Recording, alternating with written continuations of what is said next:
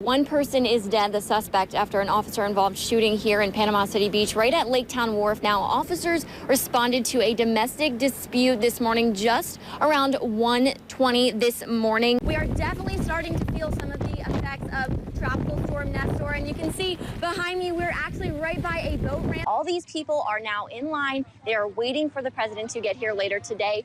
Of course, the gates don't even open until 4 p.m., and the rally doesn't even start until 7. The call came in around 1:30 this morning, and the Panama City Police Department has been waiting for FDLE to arrive to take over the case. And I'm not actually getting pulled over, but this morning we were talking all about texting and driving. It's now a primary offense, but the waves are crashing into the beach pretty hard here. You might even be able to hear those waves crashing as Michael is moving closer to our area. And one thing you'll notice right away, of course, I am wearing a mask, and so is everybody else here at the blood drive. I just spoke to an official with the Florida Forest Service who tells me that the fire is now 120 acres and still only 40% contained. It is definitely cold out here. There is actually ice on this boat. I don't know if you can see it, but how is the rest of the weekend looking? Hopefully it's going to warm up. So I'm going to have to get back in, get a head start to everybody. Tomorrow is scallop season. I'm going to put on my goggles. I'm heading out there. Hope you guys have a great day. Bye!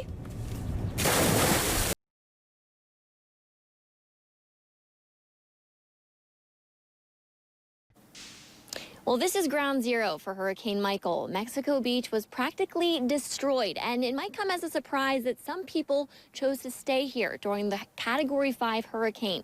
And I met two sisters that tell me they had no other choice. They had to stay. The decision to stay or go. I thought, oh gosh, what decision have I made? Is never easy when you're in the path of a hurricane. And I was thinking, please, God, let us be fine. I mean, I couldn't even fathom losing my family. Many wonder why anyone would stay. But for sisters Susan and Martha of Mexico Beach, they had their reasons. Everybody's screaming at us, why did you stay? Well, you would have stayed too. They stayed because they couldn't leave their 93-year-old mother, who was on hospice, bedridden and dying. They knew moving her would be too difficult. And the storm was really not a Category 5 yet or anything. We said, she's dying, we'll keep her here, because transferring her, where were we going to take her? And what if she was in a shelter and she died? What were we going to do? Their elderly mother was living on the first floor of Susan's home since 2015. Well, she had been doing very well, and then she took a really decline in her health. And she was dying, and we knew it, and it's hard to talk about. The sisters decided to ride out the storm, keeping careful watch on their mother. We knew, through the storm, we weren't going to have caregivers, and everybody was going to help care for Mom.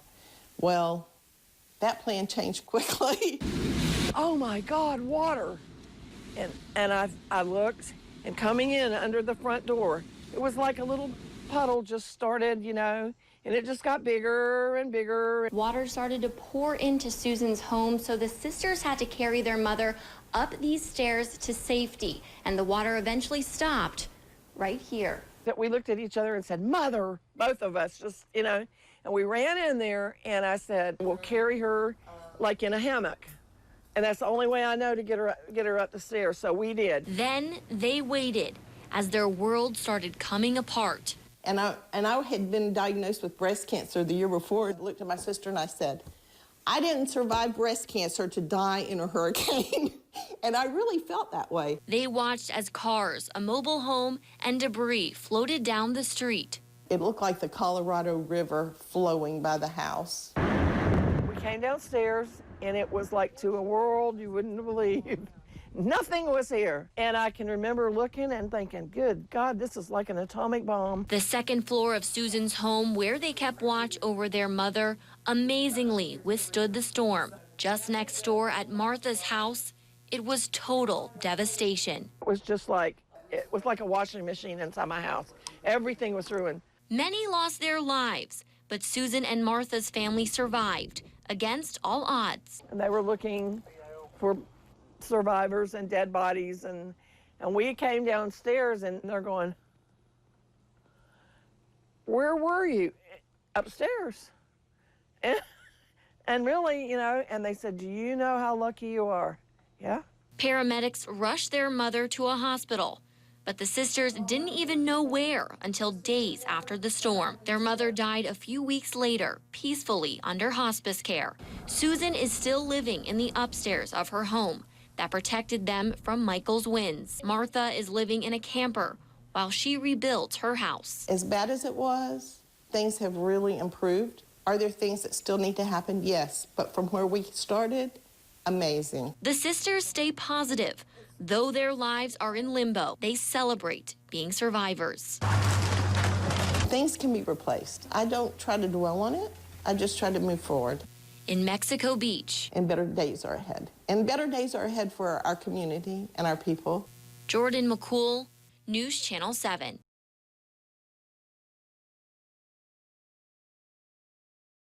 It's wonderful, obviously. I really missed being outside. As the clock struck 6 a.m., beachgoers made their way onto the beach for the first time in weeks. So the opportunity came open that we can get on the beach during the restricted times and stuff, and I was not going to pass that up. I wanted to get out of the house. The beaches will be open daily from 6 to 9 a.m. and 5 to 8 p.m. And while people get to enjoy a few hours on the beach a day, Panama City Beach officials want to remind people to keep social distancing guidelines in mind. We live in the world's most beautiful beaches, and I feel like it's time to open that up a little bit. Again, we're going to watch it.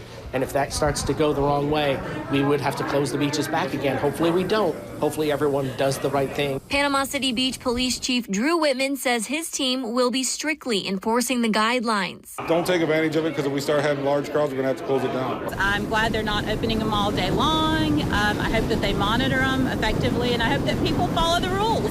And while the only restriction is the time people can be on the beach, beachgoers are still taking precautions. I'm going to come really early. I've got a face mask in my bag. I have disinfectant spray and wipes, and when it starts getting crowded, I will leave it. A few precautions and a few hours each day of sand and surf. In Panama City Beach, Jordan McCool, News Channel 7.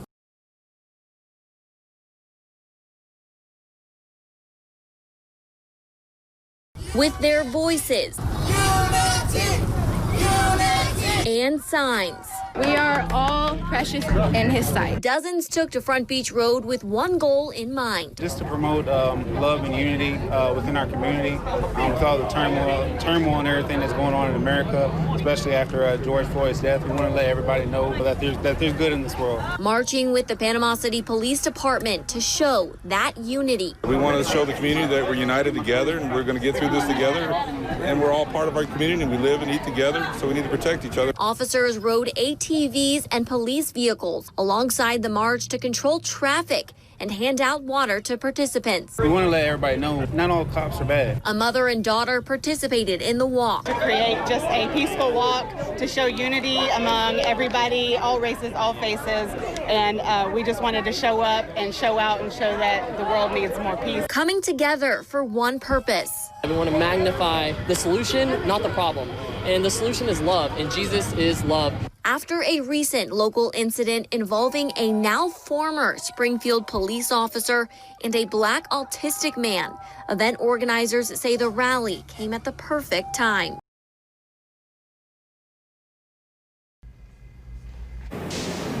Good morning. Yeah, that's right. One person is dead, the suspect, after an officer-involved shooting here in Panama City Beach, right at Lake Town Wharf. Now, officers responded to a domestic dispute this morning just around 1:20 this morning. When police arrived on scene, the suspect shot his girlfriend. Now, officers returned fire, and the suspect is reported dead. The girlfriend was taken to a local hospital and is in surgery. We were just told that. FDLE is here on scene, and they have taken over the case as they continue to investigate exactly what happened here. We also were told that no officers were injured in this incident. You can see here behind me that they are still here on scene. There's still crime tape here as they have South Thomas Drive blocked off, and they expect that to be blocked off for several hours. I did also speak to some witnesses here this morning that did not wish to go on camera, but they told me this morning they thought they heard fireworks, but instead, when they came out here and saw the police presence, of course, it was actually the shooting that happened here this morning. So again, one person is dead after an officer-involved shooting this morning. It is the suspect, and we will continue to bring you the latest information on air and online as soon as we learn it.